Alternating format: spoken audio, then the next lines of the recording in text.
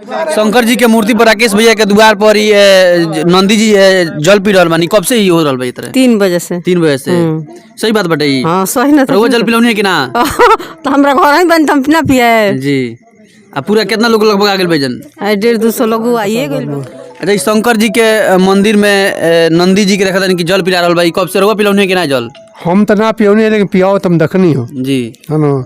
हमार पोता पियावत रहे हो जी। तो देखनी है कि कटोरा में रखता रहे जी। आप मतलब 1-1.5 मिनट 2 मिनट के अंदर अंदर वो चम्मच में जल रहा था, वहाँ के मुंह पे लगा था एकदम तुरंत खत्म हो जाता है 3 सेकंड के अंदर। मैं अगर कहेंगे कि लोग विश्वास नहीं करता है और या फिर ये कहेंगे कि कहीं होल हो तो पानी गिर जा रहा है या टेढ़े करने पे लोग पानी गिरा दे रहे हैं, लेकिन करीब 150 लोग देख चुके, मैं खुद देख चुका।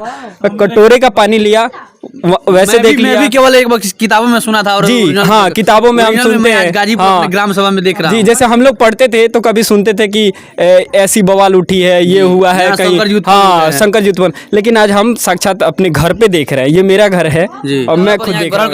जल पिला के दिखाई तो फोन आ रहा है, फोन बंद कीजिए अपना। देखिए ये पूरा 1 चम्मच पानी है। जी जी ठीक है, मैं इनके मुख के पास ले जा रहा हूँ जी। देखिए कैमरा में जूम करो, जूम करके दिखाई तो एकदम पूरा का पूरा जो पानी है वो खत्म हो गया। ये पूरा का पूरा पानी खत्म हो गया। एक बार और मैं दोबारा बड़ी अद्भुत दृश्य बाटे।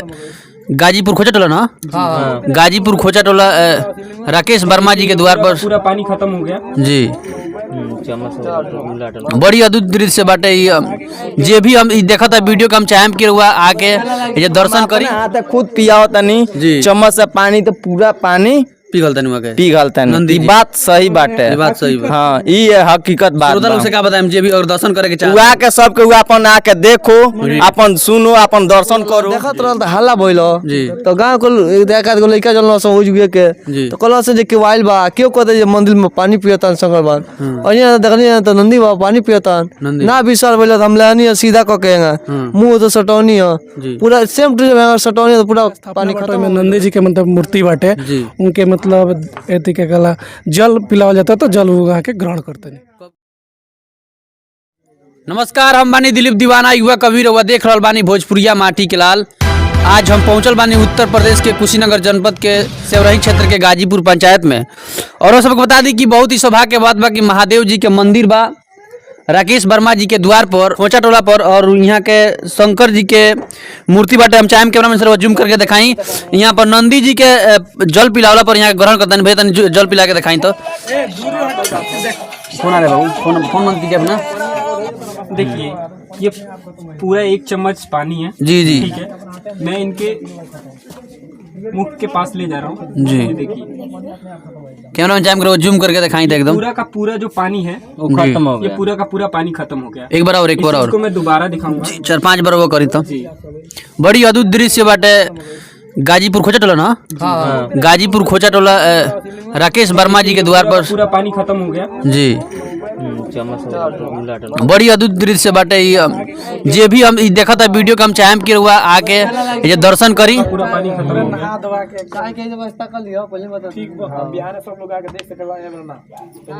और जे भी वीडियो के देखा था हम चाहें कि एक शेयर जरूर करी भगवान महादेव जी के नाम पर। राकेश भैया के हम चाहें कि यहाँ से बातचीत करब कि कब से ई हो रहा बाटे। यहाँ के बताउने हमरा से फोन करनी है कि महादेव जी के मंदिर पर हमरा दरवाजा पे बाटे वजन नंदी जी के थी जल पिलावला पर वहाँ के ग्रहण करे तनी कब से ही घटना अथी होता है। नमस्कार, हम राकेश कुमार वर्मा और विनोद बानी जी। वर्तमान में क्षेत्र 50 सदस्य बानी सेवरही ब्लॉक के। और हमारे दरवाजा पे मतलब शिव जी के मंदिर बाटे जी। ओइमे नंदी जी का स्थापना भइल। कौन गांव है? कौन गांव टोला? गाजीपुर खोचा टोला है जी। तो एमे शिव मंदिर मतलब शिव जी का स्थापना बाटे, ओइमे नंदी जी के मतलब मूर्ति बाटे। उनके मतलब एति के गला जल पिलावल जाता तो जल उगा के ग्रहण करते। कब के बाद? कब ये सुबह 3 बजे के बाद। 3 बजे से दोपहर 3 बजे के बाद। 3 बजे से एवरेज जल जे भी पिलाता जे भी पिलाता पूरे गांव माने पूरा साक्षात लोग के दर्शन होते और सारा लोग आके गांव के लोग मतलब कितना लगभग पब्लिक आ गई? लगभग 150 लोग आके मतलब 150 लोग जी। का नाम भैया? प्रभु दयाल राजभर। ये कब से थी नंदी जी जो ई जैसे कि 3 बजे से ही सब देखल ह तो पियावता तो वही में हमहू पियौनी। जी ई सब एकदम हकीकत बात बाटे, इमे झूठ बोले वाला कोनो काम एकदम नहीं साक्षात है। एकदम साक्षात हमने के सब एकदम बाबा आइल बस बनी। कॉपी किताब में सुने रहनी सन। हाँ हाँ, लेकिन सही लेकिन में एकदम हम अपने हाथ खुद पियावतनी जी। चम्मच से पानी तो पूरा पानी पिघल तनी वके पिघल नंदी तनी। जी। बात सही बाटे। ये बात सही बा। हाँ, ई है हकीकत बात श्रोता लोग से क्या बताएं जे भी और दर्शन करे के चाह उहा के सबके उ अपन आके देखो, अपन सुनो, अपन दर्शन करो। जी। सबे के से हम कहतनी कि आप सबके ये आओ जब अपन दर्शन करो। मूर्ति शंकर जी कब से बटे ये जब ई तो मूर्ति अब पर्पज लो बताई लो कब से बा, हमनी के तो पहले के बाटे हमनी के दादा प्रदादा लोग बनवले बाटे मंदिर के। ये अद्भुत एगो दृश्य बटे अद्भुत दृश्य बाटे, मतलब एक ग्राम सभा खाती का एक ग्राम सभा खाती। जी गाजीपुर का हाँ, पूरा गाजीपुर ग्राम सभा खाती जे भी बाटे। अद्भुत दर्शक बंधु चाहे श्रोता देखे के चाहता है उसका कभी किसान माने सबे लोग आवे आ साक्षात भगवान के दर्शन करे। रमानती रमानती रमानती। अच्छा ये शंकर जी के मूर्ति पर राकेश भैया के द्वार पर ही नंदी जी जल पी रहल बानी, कब से ही हो रहल बा ये तरह? 3 बजे से। 3 बजे से। सही बात बटे ई। हाँ सही ना रोज जल पिलौनी है कि ना? तो हमरा घर ही बन हम ना पिए। जी। आ पूरा कितना लोग लगभग आ गेल भाईजन? 150-200 लोग आइए गइल बा। हम चाहे कि जे भी दर्शक बंधु देखत आ एक बार आके गाजीपुर खोचा टोला पर राकेश वर्मा जी के द्वार पर। नारायण प्रसाद वर्मा। अच्छा इस शंकर जी के मंदिर में नंदी जी के देखा कि जल पिला रहल बा, कब से रोवा पिलौनी है कि ना जल? हम तो ना पियोनी लेकिन पियाओ तुम देखनी हो जी है ना। हमार पोता पियावत रहे हो जी तो देखनी है कि उ कटोरा में रखता रहे जी। आप मतलब 1-1.5 मिनट 2 मिनट के अंदर अंदर वो चम्मच में जल रहा था वहाँ के मुंह पे लगा एकदम तुरंत खत्म हो जाता है 3 सेकंड का। कटोरे पानी खत्म हो जा रहा है। क्या नाम बढ़िया आपका? कटोरे पानी खत्म हो जा रहा है पूरा। जी कब से ये हो रहा है प्रक्रिया? ये 3 बजे से मैं अगर कहेंगे कि लोग विश्वास नहीं करता है हाँ। और या फिर ये कहेंगे कि कहीं होल हो तो पानी गिर जा रहा है या टेढ़े करने पे लोग पानी गिरा दे रहे हैं, लेकिन करीब 150 लोग देख चुके, मैं खुद देख चुका।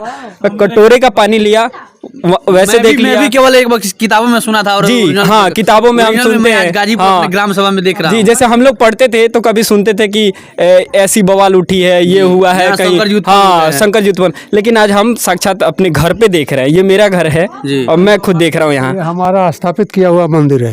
इन्हीं का स्थापित किया हुआ मंदिर कितना है। दिनों के लगभग के? हमारा बुझाता है कि कम से कम 50 साल से तो ऊपर हो गया है। जी अब पहली बार अद्भुत दृश्य बाटे। हाँ, हमरा पहली श्रोता से हमरा दफा, दर्शक पहली- बंधु से पहली- पूरा का दर्शन पहली- करे के पहली- चाहता थे हम तो कहब कि आके दर्शन करो लोग। हमार मोहन नाम हो। अच्छा ये कब से प्रक्रिया हो गल बा जब से नंदी जी कब से जल पी रहल बनी? हम तो नहीं अब 4 बजे में जी। और 4 में कम से कम 20 लोग के तो हम बुला के लगे नहीं। रोज जल पिलौनी है कि ना? हाँ सबको, हमारे पियोने हमारे परिवार पियो सबके पियावला।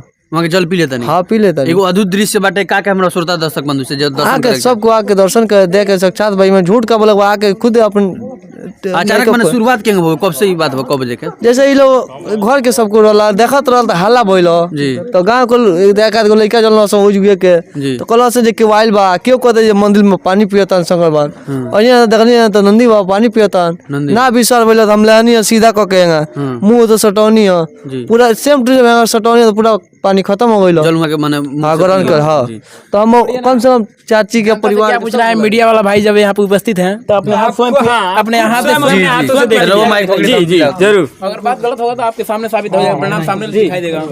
हम लोग क्या करना है तो मीडिया देखिए हम जल पिलाओ तो नहीं आके जी वो पानी सामने जा रहा है अपने आप खत्म हो रहा है, देख लीजिए साफ साफ। जल पूरा खत्म हो जा रहा बा।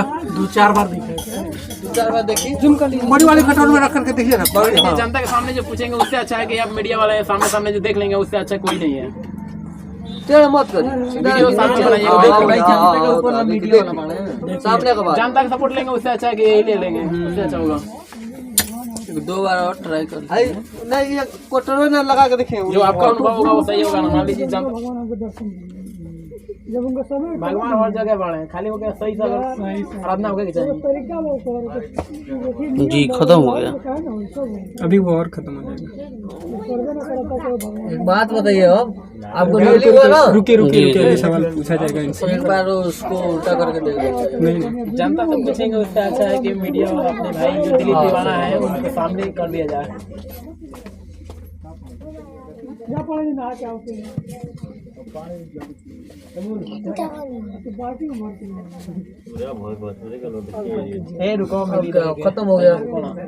दिलीप दीवाना जी, आप रिपोर्टर हैं जी। और आप हमारे दरवाजे पे आए हैं और अभी तक तो आप लोगों से देख रहे थे, लोगों से पूछ रहे थे, अभी आपने क्या देखा? हम ही देखने की अद्भुत दृश्य बाटे ई हम केवल बस कापी किताब में देख रहे कि मतलब ए तरह का माहौल क्रिएट होला कि शंकर जी उत्पन्न हुए, लेकिन आज हम अपना गांव गाजीपुर खोचा टोला जौन राकेश वर्मा जी बीडीसी बानी वर्तमान में, वहाँ के दरवाजा पर शंकर जी के मंदिर पर हम खुद पियौनी अपना जल। आ जे भी दर्शक बंधु देखा था, हम चाहें कि ये वीडियो के महादेव जी के नाम पर एक शेयर जरूर करें, आ दूर दूर तक फैलाओ चाहिए। कुशीनगर जनपद के हर एक ग्राम सभा में जाए चाहिए। ये चाहें। कैमरा मैन राहुल यादव के साथ दिलीप दीवाना युवा। कभी धन्यवाद।